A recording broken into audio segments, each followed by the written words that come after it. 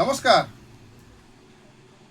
আপনাদের সকলকে শারদীয়ার শুভেচ্ছা জানিয়ে আমি আজকের এই ঐতিহাসিক দিনে একজন বিজেপি কর্মী হিসাবে দু একটি কথা বলার চেষ্টা রাখছি। আজকের এই দিনটি ঐতিহাসিক কেন? আপনারা শুনেছেন যে আজ 22শে সেপ্টেম্বর থেকে 375টি পণ্যের দাম কমতে চলেছে 10 থেকে 15% হারে।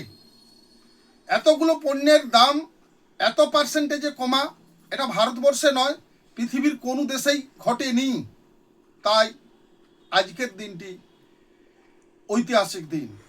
22শে সেপ্টেম্বর ভারতবাসীর কাছে, বিশ্ববাসীর কাছে, অর্থনীতিবিদদের কাছে, গবেষকদের কাছে আজকের দিনটির তাৎপর্য গভীর।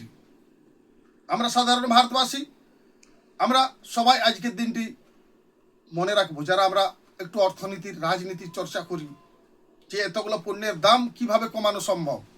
একটা দক্ষ প্রশাসক হিসাবে নরেন্দ্র মোদীজি 11 বছর ধরে যেভাবে দেশ চালিয়েছেন, যার সুফল, জিএসটির সুফল দেশবাসী আজ পেতে শুরু করেছে।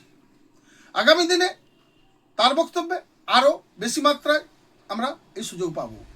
কিন্তু আমাদের দুর্ভাগ্য, এই রাজ্যের, এই দেশের বিরোধী দলগুলি এই জিএসটিকে কটাক্ষ করে গব্বর সিং ট্যাক্স বলে।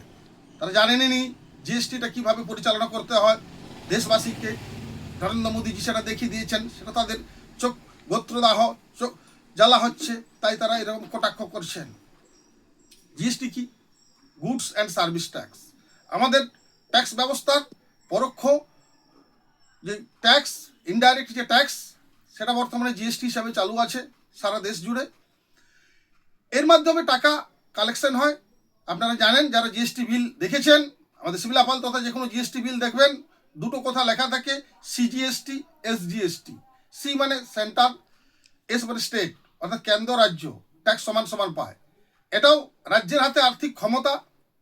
বর্তমানে নরেন্দ্র মোদী সরকার জিএসটি চালু করার পর যথেষ্ট হার দিয়েছেন। তাই আমরা জিএসটি চালু হওয়ার পর দেশের অর্থনৈতিক অবস্থা শুধু উন্নতি নয়, বিশ্ব অর্থনীতিতে ভারত প্রথম স্থান অধিকার করতে চলেছে। এটা আমি বলছি না, এটা যারা গবেষণা করছেন অর্থনীতি নিয়ে বিশ্ব জুড়ে, তাদের অভিমত। বন্ধুগণ,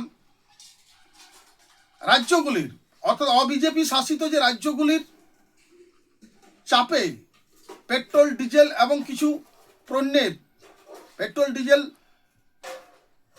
এই পণ্যের উপর জিএসটিটা লাগু হয়নি।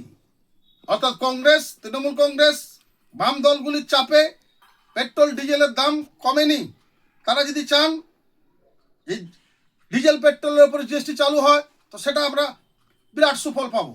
আমি আবেদনে অনুরোধ জানাচ্ছি, আমার জনগণের কথা ভেবে, সাধারণ ক্রেতার কথা ভেবে অবিজেপি দলগুলি আপনারা আসুন, পেট্রোল, ডিজেলের উপর জিএসটি চালু হোক, দেশবাসীকে তার সুফল দিন।